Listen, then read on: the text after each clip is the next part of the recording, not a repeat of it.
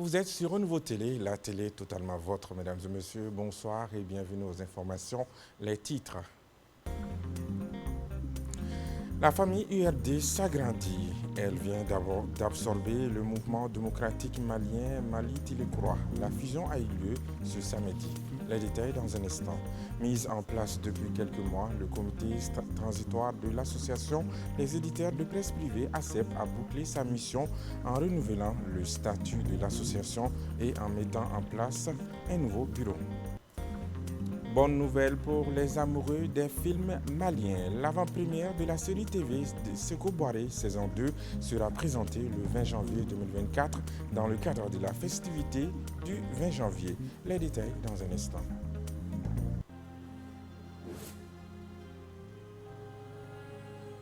Merci de renouveler votre confiance à la télé, totalement votre Renouveau Télé, mesdames et messieurs.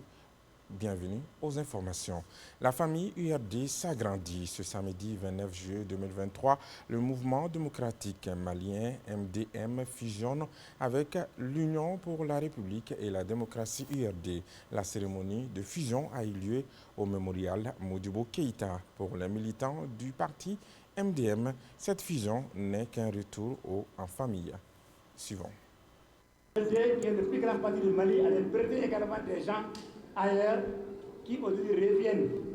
Donc, camarades du MDM, vous avez prêté au MDM, maintenant on reprend et vous allez être des grands parrains, des grands joueurs dans l'équipe. Ces retours en famille URD du mouvement démocratique malien, Mali-Tilecroix, se justifient. Monsieur le Président, nous avions compris que nous étions sur le chemin de la vérité.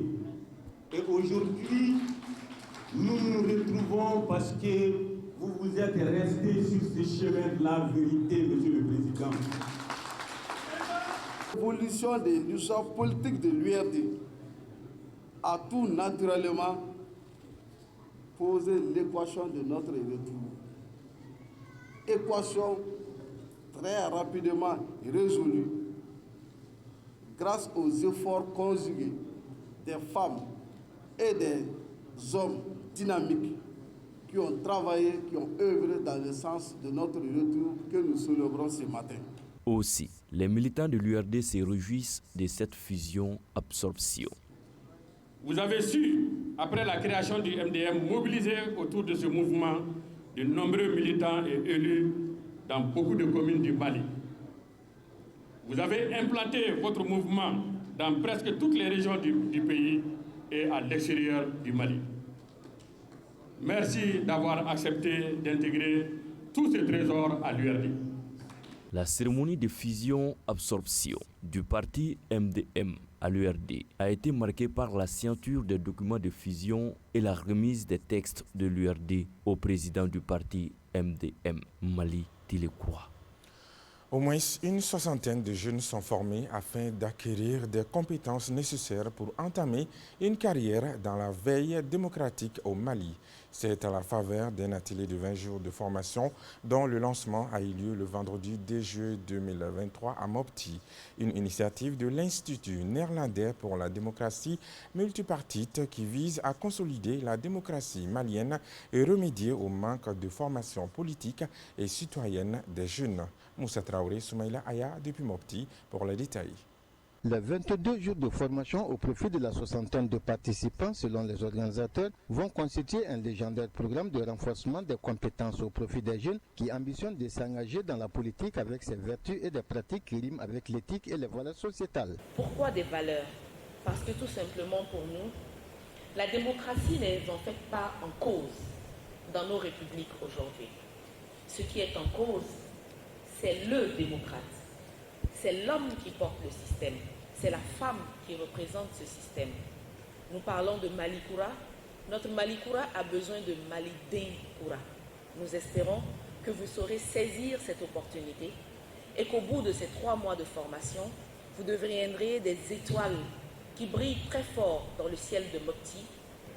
Le conseil régional de Mopti se réjouit de cette belle initiative qui s'inscrit dans le cadre du renforcement des capacités de la région pour la promotion des futurs leaders politiques et démocratiques du Mali en général et de la région en particulier.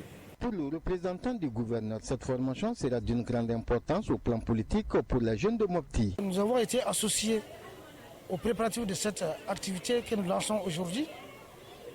Nous pouvons que les accompagner, non seulement pendant le lancement, mais aussi pendant le déroulement de l'événement.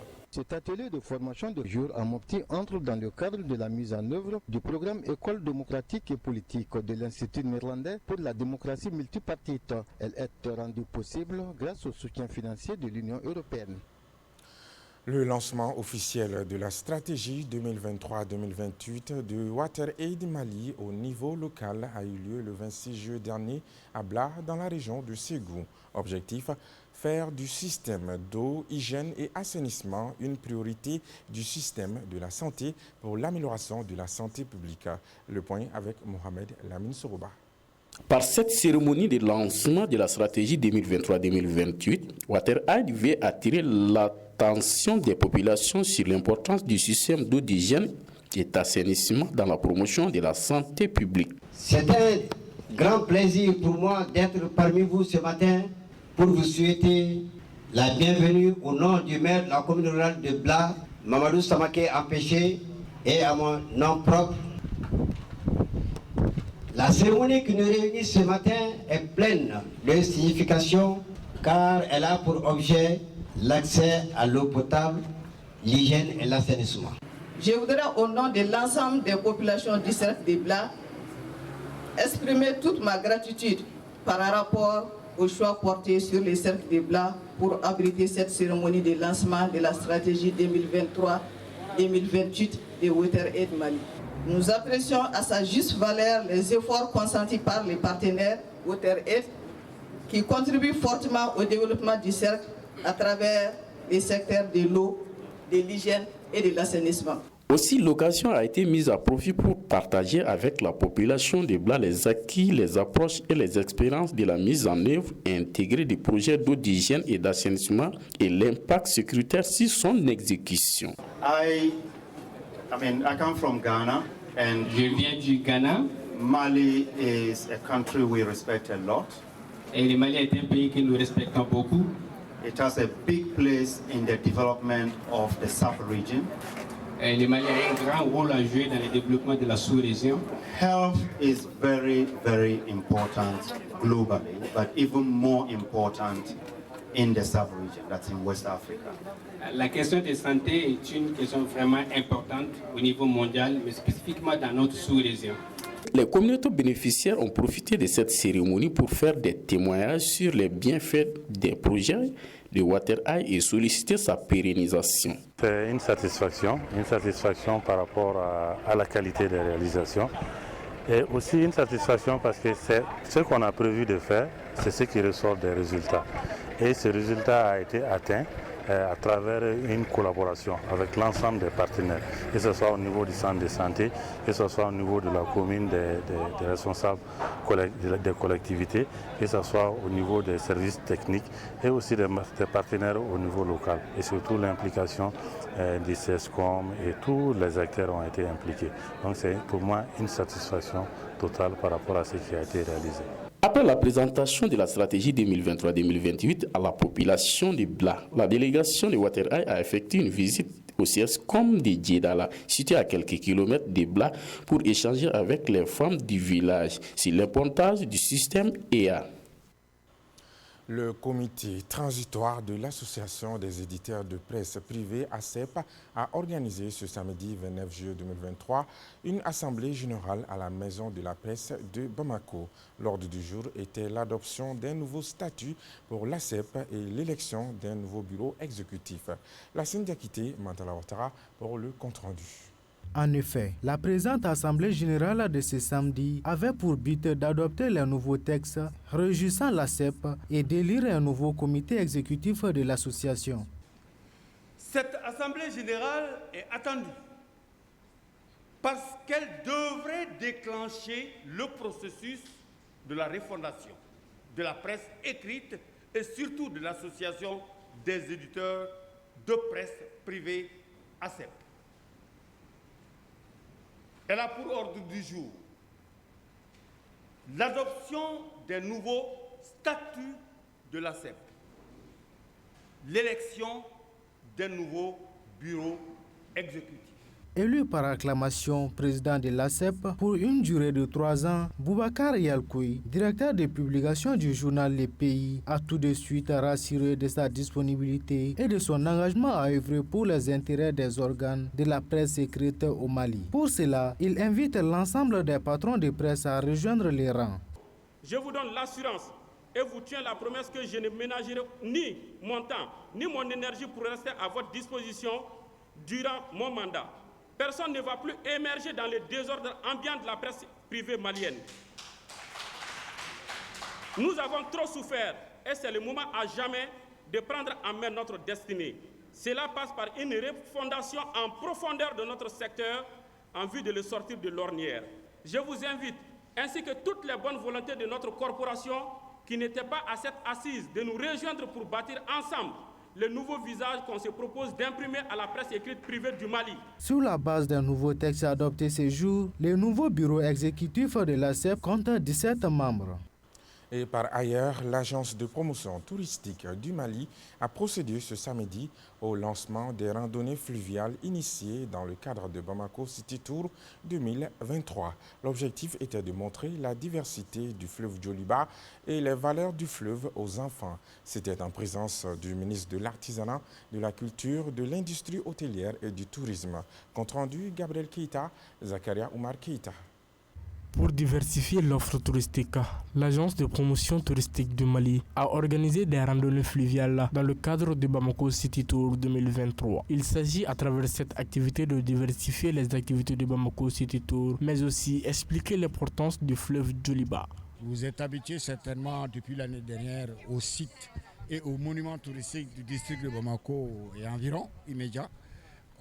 Cette fois-ci, il y a un autre produit spécifique qui a été rajouté au programme, c'est le programme le produit fleuve et les randonnées et les balades fluviales à bord de ces mignons et charmants petits bateaux que l'activité est initiée, toujours pour agrémenter la clientèle touriste malienne et particulièrement bamakoise. À partir d'aujourd'hui, désormais, tous les week-ends, samedi et dimanche, les visiteurs potentiels qui font la visite dans le cadre de Bamako et à travers les City Tours passeront aussi pour boucler la boucle de leur circuit terrestre. Après le tour inaugural en bateau sur le fleuve Djoliba avec le ministre en charge du tourisme, ce dernier a salué cette initiative de Mali Tourisme et exhorte la jeunesse malienne et surtout les vacanciers à bien profiter de l'opportunité. Et en faisant ce tour sur le fleuve, j'avoue qu'on ne regrette pas.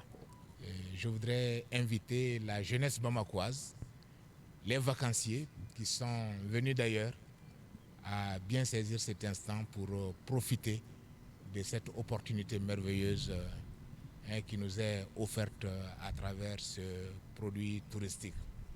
Alors donc, comme je le disais tantôt, c'est dans le cadre de la diversification des offres touristiques que nous avons entrepris et justement d'organiser ces petits voyages en bateau sur le fleuve Niger. Je pense que la population y trouvera de l'intérêt. Cette cérémonie de lancement des randonnées fluviales initiée par l'agence de promotion touristique du Mali a pris fin par la danse de Djemé Visiteur. La première édition du Trophée de l'Espoir organisée par l'association Codelanton a eu lieu hier vendredi soir dans un hôtel de la place. Par cette initiative, Codelanton veut remercier et encourager des jeunes, des organisations et des entreprises pour leur engagement en faveur du développement de notre pays. Compte rendu, Lassine Diakité. Pour cette première édition du Trophée de l'Espoir, des trophées ont été décernés à une vingtaine de personnes. Cette remise de distinction a pour but non seulement de remercier des acteurs de développement du Mali, mais aussi d'inciter les autres à emboîter le pas. L'initiative, c'est pour pousser les jeunes à faire le travail de métier. Parce qu'au Mali, il y a plusieurs jeunes qui se disent qu'ils ont des diplômes, mais ils ne peuvent pas aller travailler dans les champs, ils ne peuvent pas être des électriciens. Donc, nous, on a décidé de faire cette remise de trophée, cette cérémonie, pour que beaucoup de jeunes prennent l'initiative d'aller étudier les métiers, d'aller chercher à savoir ce que c'est que le métier et de se faire une carrière là-dedans. Les lauréats de cette première édition, tout en exprimant leur joie, ont remercié les organisateurs et demandé la pérennisation de l'initiative. On remercie beaucoup les organisateurs et les organisatrices qui ont pu avoir cette initiative. Vraiment, c'est quelque chose de bien et on est très contents. Reconnaissant pour le choix porté sur eux, les parrains et la marraine de la cérémonie ont invité les récipiendaires et la jeunesse malienne à plus de courage et plus d'engagement pour leur autonomisation. Donc on tient vraiment à féliciter les organisateurs pour non seulement cette idée, mais de pouvoir mettre vraiment, c'est-à-dire une infrastructure de taille et une soirée vraiment, c'est-à-dire pour que tout le monde se sente bien. Et que vraiment, c'est-à-dire, c'est quelque chose qui a été très bien et nous sommes très contents. Et c'est une très très belle initiative de la part des organisateurs de cette grande nuit du mérite qui est le trophée de l'espoir. Nous, la nouvelle génération, qu'on montre à nos petits frères et sœurs, tout n'est pas rose. Donc tu peux faire un métier et le développer, il suffit juste de mettre du cœur. Donc soyons un exemple pour la nouvelle génération. Après cette première soirée qui a été un succès franc, les organisateurs ont promis la pérennisation de l'initiative pour promouvoir l'autonomisation des jeunes et le développement du Mali. 18 ans après la première saison, l'avant-première de la série TV Sékou Boiré, saison 2, sera présentée le 20 janvier 2024 dans le cadre de la festivité du 20 janvier. L'information a été donnée hier vendredi par les responsables de Cora Film et ses partenaires en faveur d'une conférence de presse tenue au Centre de conférence internationale CICB. C'était en présence de la représentante du ministre de l'Artisanat, de la Culture, de l'Industrie hôtelière et du Tourisme. Compte rendu à Ouassanogo, Zakaria Omar Keita. Pour la saison 2 de la série Sékou Boiré avec Habib Dambélé d'Iguima National, il sera question de la promotion de la paix, de vivre ensemble et de la cohésion sociale au Mali. Pour cette deuxième saison, la chance est donnée à la nouvelle génération d'acteurs. Cette série télévisée, Sékou Boiré, provient d'une idée originale de Habib, qui écrivit les scénarios de la première saison. L'équipe administrative et technique de Cora Film, déjà impliquée dans la réalisation d'une première, prend en main la deuxième saison. Les partenaires techniques et financiers de la série TV Sékou Boiré saison 2 ont apprécié cette initiative de Cora Film et s'engagent à les soutenir tout au long de cette aventure. L'idée portée par Cora Film à travers le film qu'ils vont mettre en place permet de contribuer à promouvoir une société malienne plus paisible, plus résiliente et plus respectueuse des droits humains. Et voilà pourquoi Cora Film a été sélectionné pour obtenir une subvention de l'ambassade dans le cadre de l'APP 002-2022. Pour sa part, l'acteur principal de la série a invité les partenaires et les personnes de bonne volonté à se joindre à eux pour la réussite du projet. Tant que la vie continue, que les volontés sont là et que les moyens sont là, une série, ça peut, tant que la vie continue, la série ne s'arrête pas. La représentante du ministre de l'Artisanat, de la Culture, de l'Industrie hôtelière et du Tourisme s'est réjouie de cette initiative de Cora Film qui permettra de renforcer la capacité de la nouvelle génération dans le métier. L'un des temps forts de ce projet, qui est aussi la formation d'un certain nombre de jeunes garçons et filles sur les métiers du cinéma afin de les orienter vers une spécialisation, concourt à joindre l'utile à l'agréable. Formuler des remerciements au Fonds d'appui FAMOC à travers l'ambassade du Royaume de Danemark pour son accompagnement financier inconditionnel de ce projet. Au cours de cette conférence de presse, un vibrant hommage a été rendu aux acteurs disparus de la série TV Sékou Boiré saison 1. Depuis 24 heures, des informations circulent sur les réseaux sociaux concernant une présumée cabale contre la joueuse Assetou Sissoko. La Fédération malienne de basketball se dit étonnée de la diffusion d'informations qu'elle juge fausses tendant à déstabiliser l'équipe senior dames à Kigali. Écoutons le chargé de communication de la Fédération malienne de basketball, Bakara Diallo, au micro de notre journaliste sportive maison, Djelika Guindo. En fait, moi, je ne dis pas qu'elle a été écartée. Moi, je dis seulement que c'est un principe qui a été mené depuis ici. Parce que depuis ici, vous savez, l'entraîneur est le seul habilité à faire sa sélection. Et il l'assume. Depuis ici, il était en contact avec une joueuse, Sika Kone, qui est aux États-Unis. Tout le monde connaît le talent. Mais l'équipe de Sika n'avait pas libéré la joueuse. L'équipe était réticente à cette libération. Donc l'entraîneur a dû faire la sélection de 12 joueuses à Bamako, mais il a quand même prévenu les joueuses qui arrivaient sur place.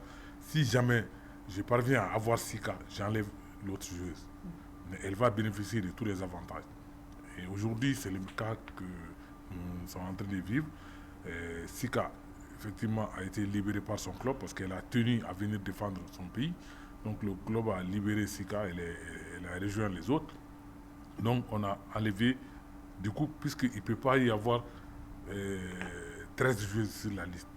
Et les gens disent qu'on a tardé. C'est la réunion technique d'avant-match qui homologue la liste. Et c'est à la dernière minute qu'on a amené la liste des 12 joueuses à la réunion technique avec le nom de Sika Kone. Et Assetou, en ce moment, Sissoko, on était obligé d'enlever une joueuse. Ça pouvait être une autre que Assetou Sissoko.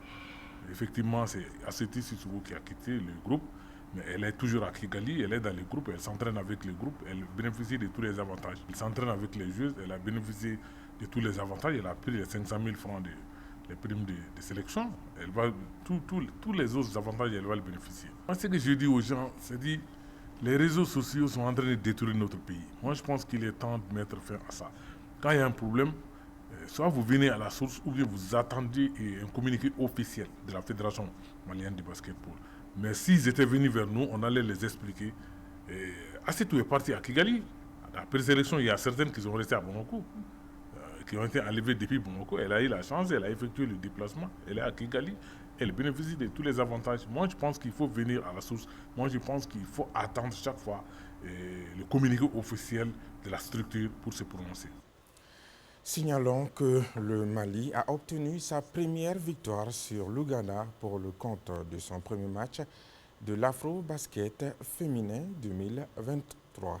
La prochaine rencontre du Mali aura lieu demain dimanche contre le Sénégal à partir de 19h. Bonne chance donc à notre équipe senior. Quiconque voyage beaucoup s'instruit. Proverbe africain, excellente soirée à tous. Bon week-end, à très bientôt.